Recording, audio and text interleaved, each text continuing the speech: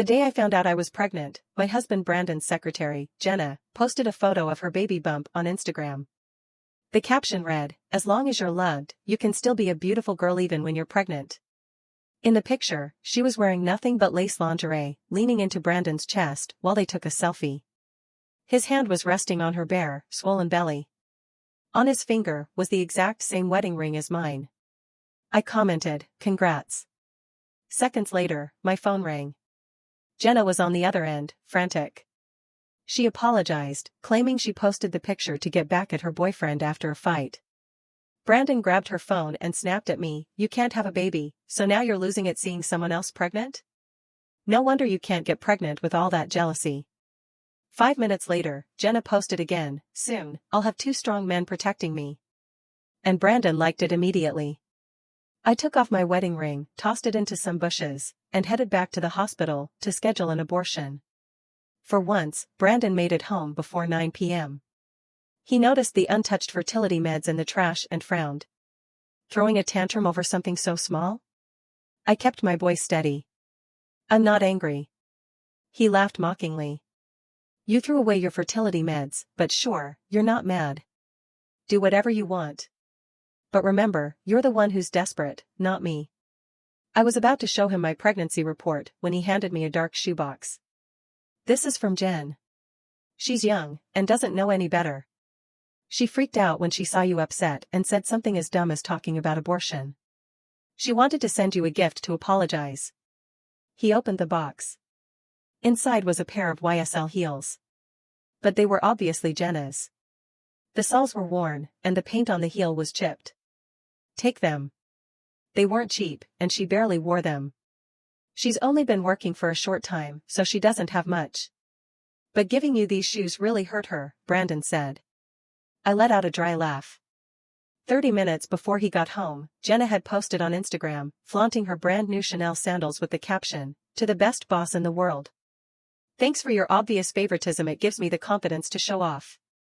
When I didn't take the shoes, Brandon's expression hardened. "Sylvia, what's your problem? You're almost 30, and you're still giving a young girl a hard time? Is this really necessary?"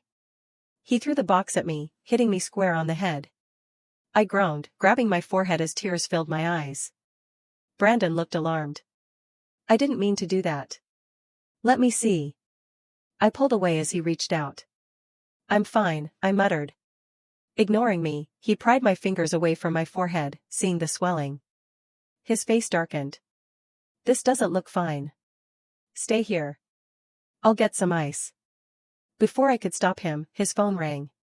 The screen lit up, showing the caller ID, "Little Trouble," dripping with affection. "Brandon." Jenna's voice came through. Hearing her whimpering, Brandon tensed. "Jen, don't cry." "What's wrong?" "I have a stomachache," Jenna sniffled. "I want to go to the ER, but I got on the wrong subway and I don't even know where I am." Brandon frowned. "Why didn't you call me when you decided to go to the hospital?" "We agreed I'd drive you." Jenna's voice was timid. "I was dumb again today and made Sylvia mad. I didn't want to bother you both." Brandon's tone turned serious. "Jen, you're pregnant. Nothing is more important than that. Send me your location on WhatsApp, and I'll come get you." "No. Brandon, I can get to the hospital on my own, really. Don't forget, today's Sylvia's ovulation day. You need to stay with her and make sure you two have a baby." Brandon chuckled. "Silly girl, one more time with her isn't going to magically get her pregnant. You're what matters right now. Send me your location." He hung up the phone and gave me an exasperated look. "Did you hear that? Jen's so concerned about you, and all you can do is act paranoid. I'm taking her to the hospital. I'll grab some ice packs for you on the way back." He snatched his car keys, ready to head out. "Brandon, wait," I called out. He spun around, clearly at the end of his patience. "Sylvia, can you stop? This is about 2 lives, hers and the baby's. Don't turn this into some jealous tantrum."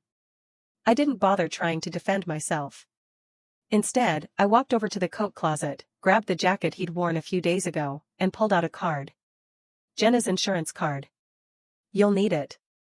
Jenna never bothered with handling her own appointments, Brandon always kept her insurance card.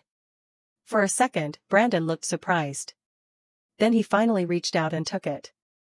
Thanks. He looked like he wanted to say something more, but I cut him off. Drive safe. I reached up and straightened his collar, just like I always did when he left. Deep down, I knew this would be the last time. Brandon's expression softened slightly, like something in him had shifted. He grasped my hand and pulled me closer to his chest. I'll be back soon. Wait for me.